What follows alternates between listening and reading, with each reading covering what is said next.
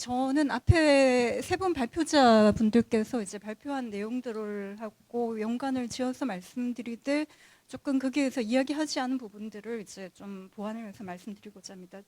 먼저 류덕현 교수님의 그 발표 내용에서 저는 핵심은 이제 재정 수지 균형이라든지 준칙은 재정의 본질이 아니다.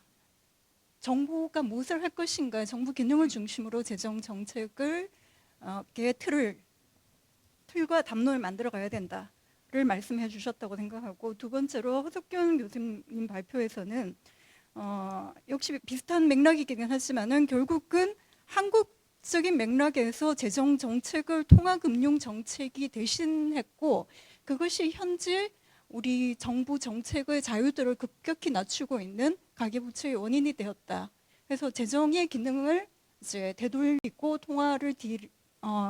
가계부채를 디레버리징하자라는 걸로 저는 이해를 했고, 세 번째로 결국 세수에서의 근본적인 문제는 오차의 문제도 있지만은 좀 더 중장기적으로 보자면은 증세라는 담론이 지금 현재 상태에서 좀 활성화되어 있고 있지 않은 것, 여기에 대한 방향 전환을 시도를 해야 된다. 이 세 가지로 이제 요약이 된다고 생각을 했습니다. 근데 이제 제가 이 세 가지의 주제에 대해서 제가 드리고 싶은 말씀은 뭐냐면, 그럼 왜 이렇게 되었는가, 정책 거버넌스와 관련된 문제들을 말씀을 드리고 싶은데, 먼저 그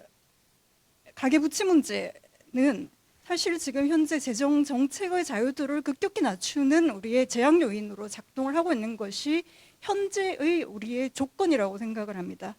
이 조건 제약 하에서 뭔가 정부가 운신을 해야 되기 때문에 굉장히 그 운신의 폭이 좁을 수밖에 없다라는 생각이 드는데, 근데 문제의 발단을 한번 되짚어 보자면은 크게 두 가지로 거슬러 올라가는데, 하나는 주택담보대출이고 또 하나는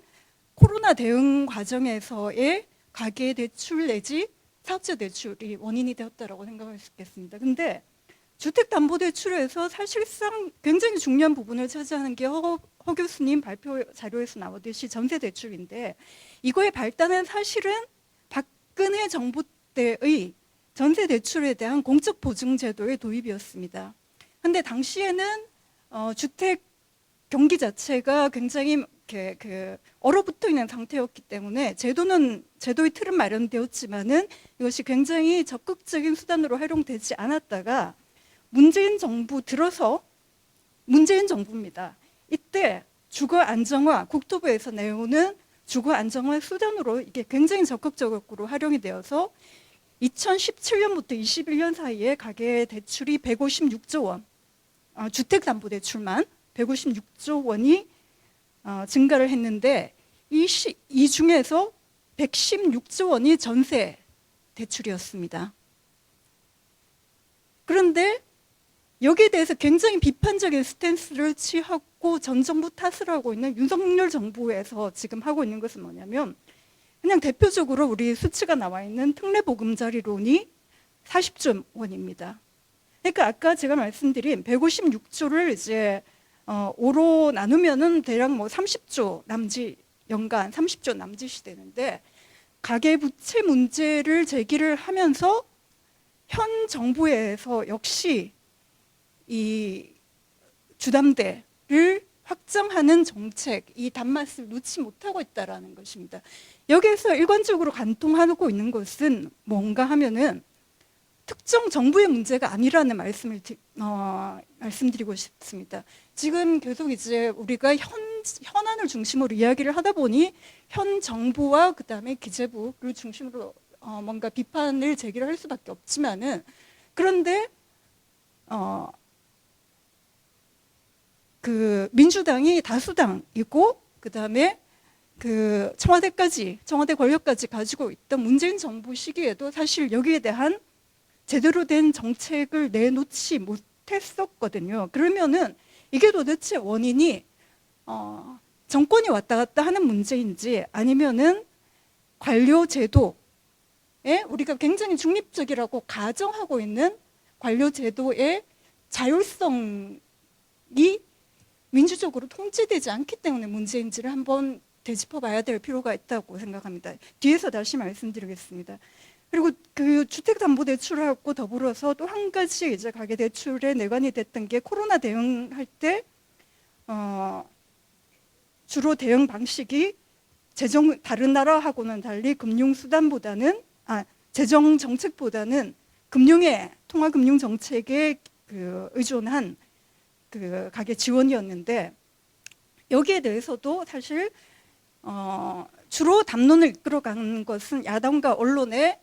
건전선 담론이었다고 생각합니다. 국가 채무 논쟁 같은 것들이 있었고, 그 다음에 이제 소득 주도 성장에 대한 공격을 통해서 여기에 대해서 굉장히 수세적인 태도를 일관을 하다가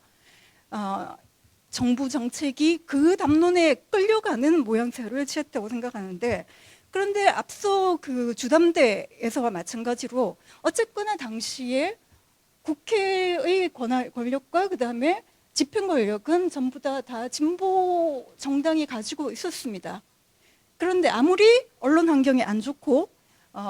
뭔가 그게 끌려가는 모양새를 취한다 하더라도 사실 그때 정책을 다른 모든 나라에서 표준적으로 사용하고 있는 정책하고 다르게 국가가 책임을 지기보다는 그 책임을 금융적 수단을 동원을 해서 가게 한 틀어 떠넘기는 정책에 대한 저는 책임성은 민주당도 면하기 어렵다라는 생각을 하고 있습니다. 그래서 여기에서도 역시 뭔가 좀 이 문제에 대한 그 기재부나 관료들에 대한 그 민주적인 통제를 하려면은 능력과 지식이 있어야 되는데 그런 부분들이 뭔가 조금 부족하지 않았나라는 생각을 해봤습니다. 조금 더 강론으로 들어가서 이제 류 교수님 발표하신 내용 중에서 지금 이거 역시 우리가 한번 반성적으로 생각해봐야 된다고 생각하는 게 뭐냐면, 이제 저희가 2022년 이전까지는 초저금리 시대를 살고 있었고, 당시에 우리가 진보적인 입장을 가지신 재정학자들께서 이야기했던 게 뭐냐면, 재정의 지속 가능성 평가를 위해서 보조적인 지표를 사용하자. 그래서 단순히 국가 채무 비율이 GDP 대비, 그러니까 플로우 대비 스탁 비율이 아니고 플로우 대 플로우로서 평가를 하기 위해서는 국가 채무 이자 비용이라는 보조 지표를 사용하자라는 이야기를 계속 했었고, 그리고 그때 아마 제가 조금 작은 모임에서 류 교수님한테 문제 제기를 했던 걸로 저는 기억을 합니다. 기억하시는지 모르겠지만은 그때 사실은 미국의 그 통화 금융 상황도 굉장히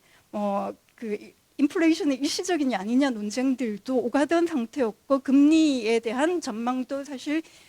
좀 굉장히 패드 입장하고 또 다른 그 경제학자들 입장에 갈리던 시기였기 때문에, 그러면 사실 그런 지표를 사용한다고 하더라도 우리가 안정성, 위기 관리라는 측면에서 보자면은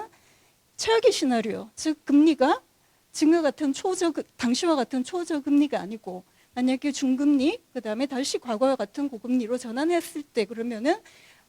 결국은 우리는 이자 비용을 사용을 한다고 하더라도 결국은 건전성 담론에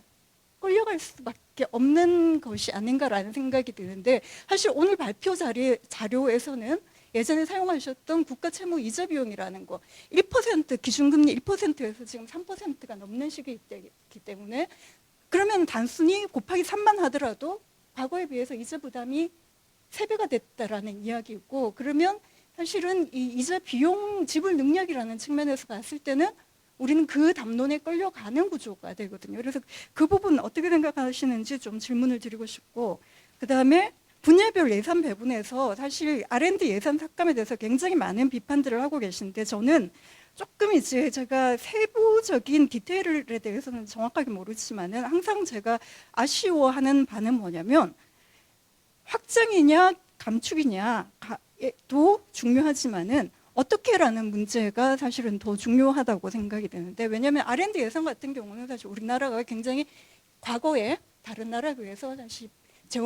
분야별 재원 배분에서 상당히 높은 비중으로 운영을 하고 있었던 것이 사실이고, 복지 예산을 에서로 주고 R&D 예산을 이제 삭감을 하되, 과연 현 정부에서는 이제 뭉태기로 그냥 한 칼 쓰듯이 그렇게 뭉태기로 삭감을 한 것이 문제이긴 하지만은, 예전에 연구자들이 계속해서 비판을 했던 것이 무엇인가 하면은 R&D 예산의 사실 재정 효율성이 굉장히 낮다는 이야기는 지속적으로 문제 제기를 했었던 거거든요. 그러니까 성과 지표상으로 성공률이 90% 넘는 사업들에 다 그 재원이 투입되면서 오히려 민간의 혁신 역량을 이제 어떻게 보면은 혁신의 구축 효과가 아닐까라는 생각이 드는데 그 재원들이 민간 재원들이 공적인 분야로 가면서 별 쓸데없는 사업들에 이제 몰입되는 그런 부분들을 약간 시정해서 어떤 사업의 우선순위를 정하는 방향으로 만약에 R&D 예산을 적절하게 조정을 한다면은 사실 총액의 문제, 지는 비중의 문제가 아니고 그 질적인 평가를 수반되어야지만이 현 정부 정책에 대한 온전한 비판이 가능할 거다라는 생각이 듭니다. 시간을 제가 많이 쓴 것 같은데 최종적으로 한 가지 요 말씀을 꼭 드리고 싶어서 그러면은 왜 우리는 이렇게 준칙, 건전성 관리, 총량 관리 같은 재정 규율 담론이 항상 우위를 점하게 되고 보다 본질적인 문제, 정부의 역할이 무엇이고 재정 정책을 수단으로 사용하는 방향으로 담론을 이끌어가지 못하고 있는가라는 그 문제 제기를 했을 때 가장 중요한 것은 사실은 예산 배분과 재정 운용의 양대축은 행정부와 국회가 되어야 된다고 생각을 합니다. 근데 국회가 심의권을 가지고 있긴 하지만은 사실 우리가 조직 생활을 하더라도 회의 자료 만드는 사람이 사실 그 모든 안건과 그 담론을 다 이끌어 가거든요. 그래서 결국 만들어진 안건 자료를 가지고 얼마 없는 시간 동안에 그것도 이제 예결위에서 그런 식으로 의사결정을 하는 것 자체가 사실 실질적으로 그 기획재정부의 조직으로 움직이고 있는 기획재정부를 개별화된 그래서 이제 쪽지 예산이라는 게 나오는 거잖아요. 기획재정부나 행정부는 조직으로서 움직이는데 국회라는 거는 사실상 거기에서 개별 의원들이 자기의 이해를 추구를 하는 식으로 움직이기 때문에 사실 진정한 의미의 민주적인 통제는 어렵다라는 생각이 들거든요. 그러면은 이 문제 아까 증세라는 거를 이야기를 하더라도 여기에서 어떤 책임과 그다음에 책무성이 명확해야지 그에 대해서 국회도 움직일 수 있다고 생각하는데 의원 한 사람 한 사람의 어떤 뭐 도덕심이라든지 윤리의식도 당연히 중요하겠지만은 사실은 저는 예산 편성 과정에서 국회가 좀 더 많은 권한을 가지고 권한이 있어야지 책무가 생긴다고 생각을 하기 때문에 그 과정에서 그 예산과 재정에 대한 권한을 그러니까 그 능력치를 키워가면서 그래야지 우리가 흔히 이야기하는 그 관료의 자율성을 통제를 하고 어떤 정부의 정책 철학에 따라서 관료가 집행 권력으로 수단으로도 활용되는 기재부가 그런 식의 이제 시스템이 만들어질 수 있을 거라고 생각하는데 현재는 거의 제가 봤을 때는 기재부 90 이상의 국회가 이제 그냥 쪽지 받고 뭐 통과시키고 이런 식의 뭐 10% 5% 역할만 해 가지고는 사실 우리가 뭐 증세 논의라든지 이런 것들은 영원히 공존할 수밖에 없다라는 생각을 합니다. 그래서 제가 마지막에 들은 부분, 그 말씀드린 부분들에 대해서 경제학자들도 좀 더 많은 논의와 이야기가 필요하지 않나. 너무 적은 것 같습니다. 보니까.